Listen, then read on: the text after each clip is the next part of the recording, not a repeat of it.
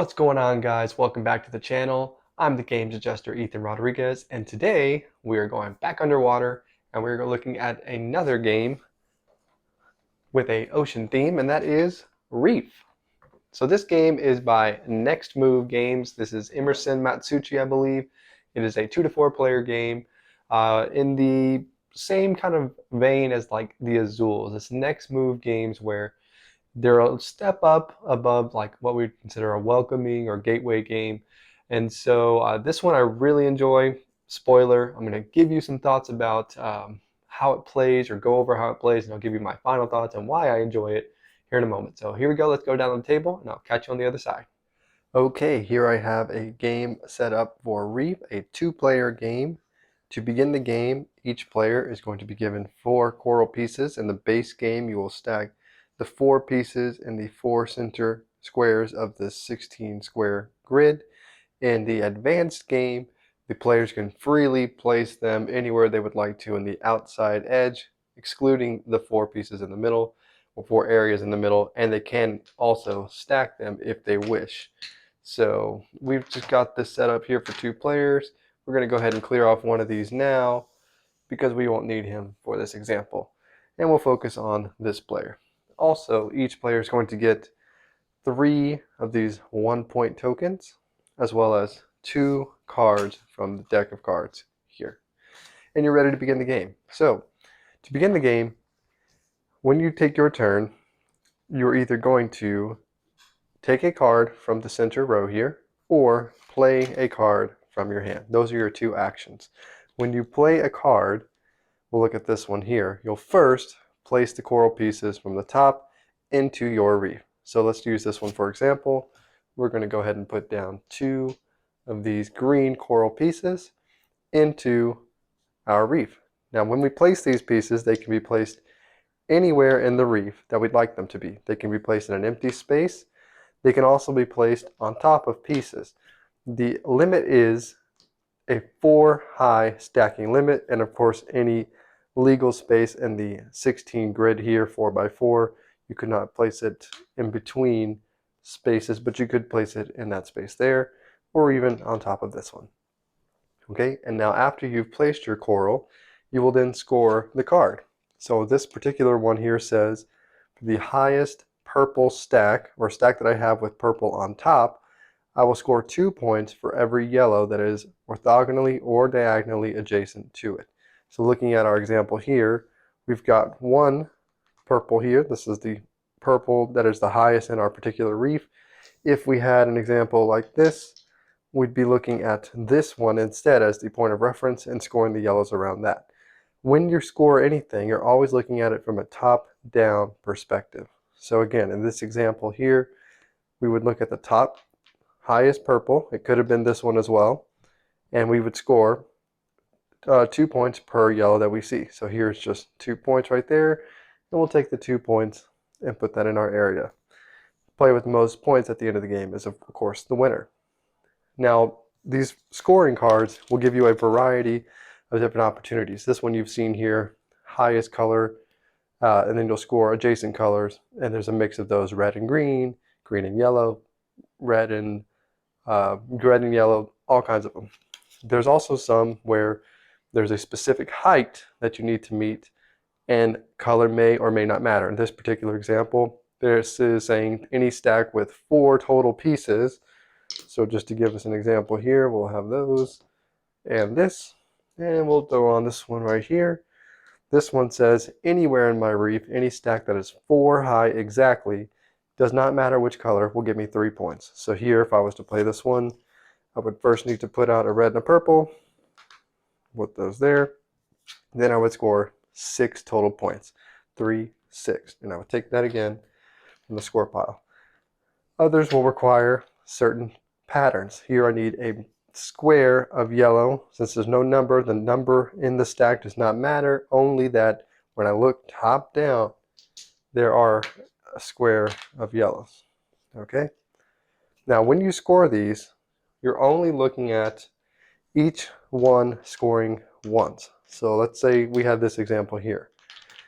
You could say there's 2 boxes of yellow, 1, 2, 3, 4.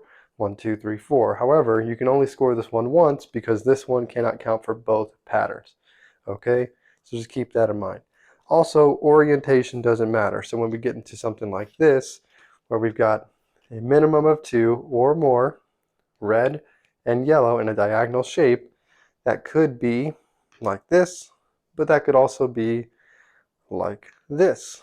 So here we would get 10 points because this is one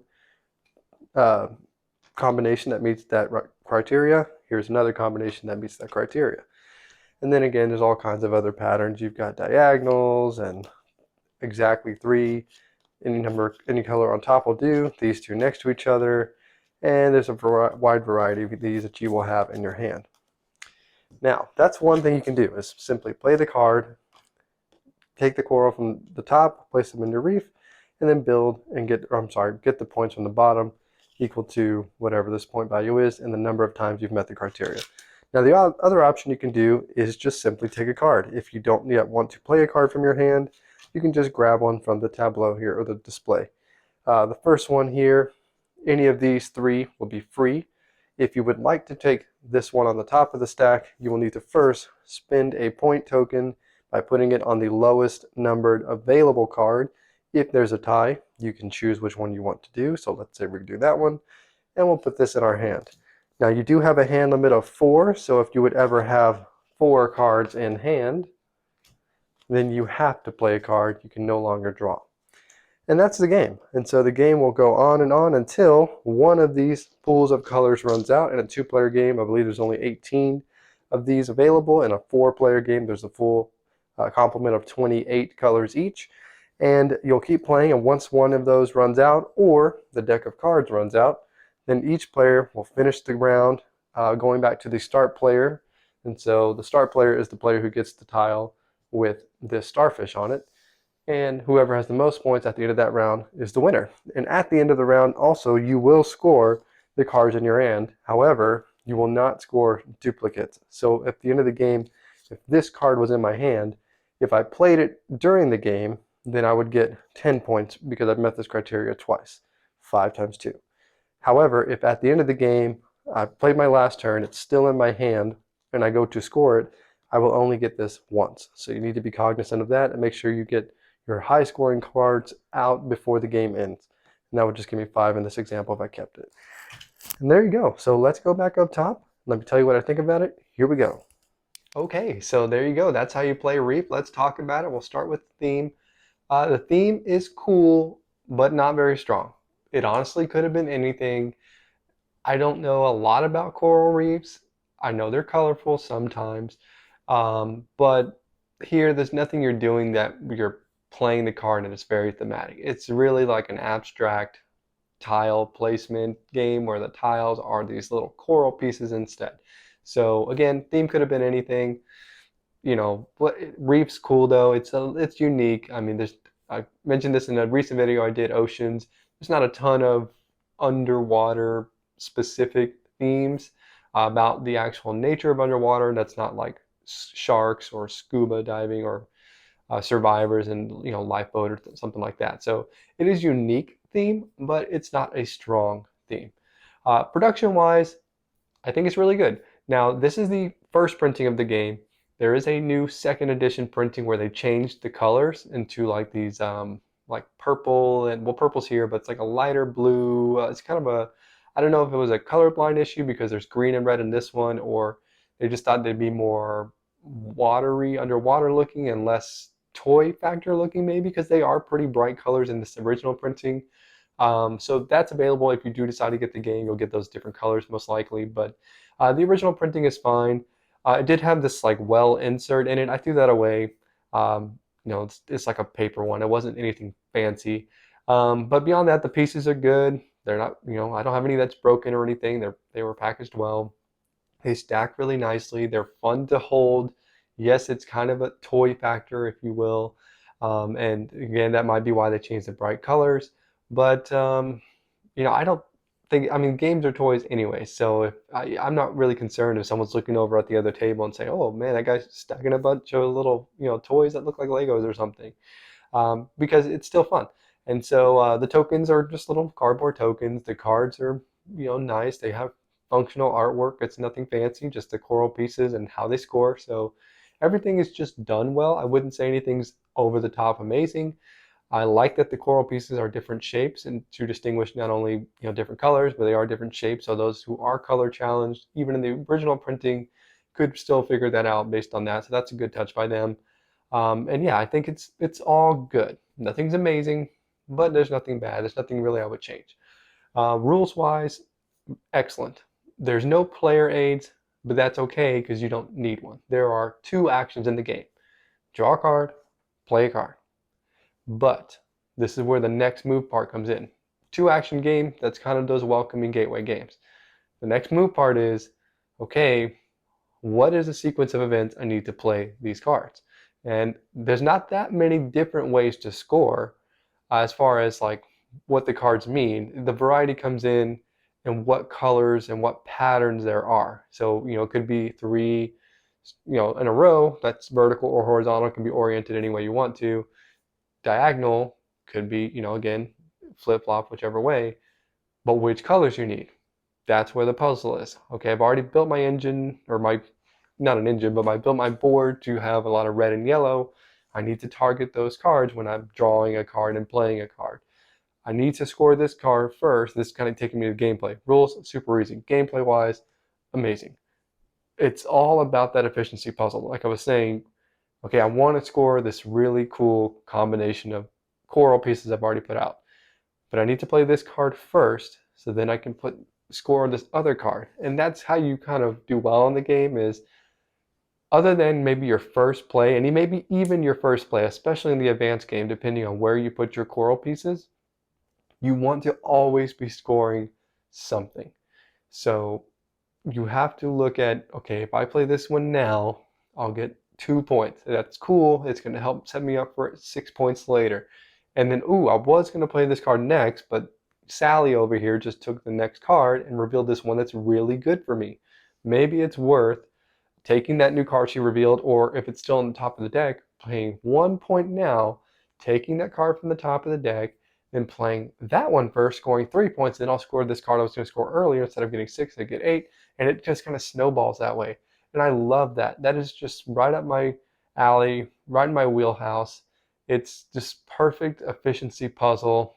That's kind of head down solitaire. The only real interaction is when they're going to end the game, because you do need to know when the end game is coming, if the deck's getting low or one particular color is about to go. Do they have the cards in their hand to take those colors? If they do, maybe I need to play my card now just so I can get all the points I'm going to get instead of just holding it for the end for a single score of it.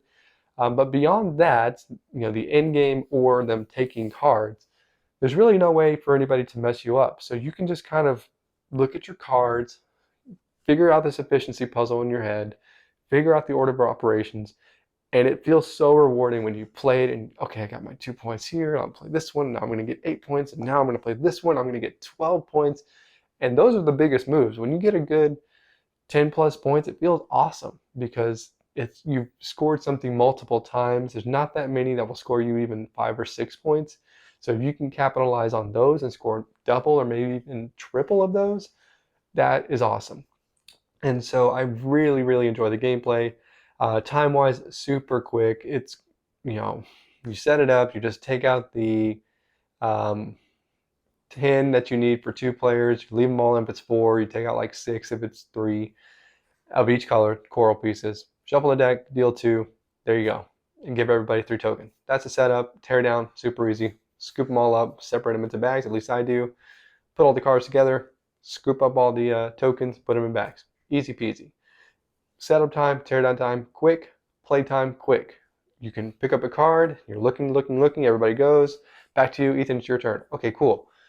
I'm going to play a card now. Do my stuff, get my points, back to me. So I really enjoy that, and that's the way these games need to be played. I don't need to play a heavy game all the time, and I don't need to play light games all the time. If I'm going to play a lighter game, I want it to have good decisions, and I want it to be snappy. If this game took like 90 minutes, I probably wouldn't like it that much, even as much as I like the puzzle. But it's super snappy. This one here says 30 to 45 minutes. That's pretty accurate. 2 players, you might even get done sooner than 30 minutes. 4 players, not going longer than an hour. everyone's just playing, playing, playing, going, going, and it's awesome. So that kind of led into the time a little bit. Last thing I'll say is variety. There's not a ton of variety, I would say, in every game's going to be that much different. You're still scoring points the same way, and you're still the same four coral pieces. There's no special powers, nothing like that. But it's good enough variety, especially I don't play this game that often. Um, but it's good enough in that the way you build your board is going to be different. There's probably no way I'll ever build the exact same shape ever, and I could play this game 1,000 times. It's going to be different because of which cards come out, which cards I have in my hand when I start the game, how that drives my my puzzle basically. So it's good enough variety, and everything else is just so strong that I don't mind that it doesn't have variable powers or anything like that, or different boards with different conditions or something. I don't know that they could even expand this game. It's pretty, self-contained, and that's it, and that's totally fine. So again, I really enjoy this. I said at the intro, kind of spoiled it here, but I'll just reiterate. I really, really enjoy Reef. I'm going to give this one a 9 out of 10 for me. Definitely an Azul killer for me. I know that's maybe anathema for people, but this one I really, really enjoy much more. It's more pleasant to look at. I feel like the pieces are still tactile and cool. And yeah, it's just fun. So check it out if you haven't already. I don't feel like people talk about this one enough because it didn't win like the Spiel des Jahres and stuff like that, and it's not part of that Azul line. But I would make a strong argument that this is the better game, and you should definitely, definitely check it out if you like Azul, or if you didn't like Azul and you're still wanting to get something of that same ilk or down that same, you know, uh, school or school of thought and that kind of same area, this is a good one to target. So that's it. I give Reef a 9 out of 10. I'm the games adjuster, Ethan Rodriguez. Please remember to like, comment, and subscribe, and we will catch you on the next one.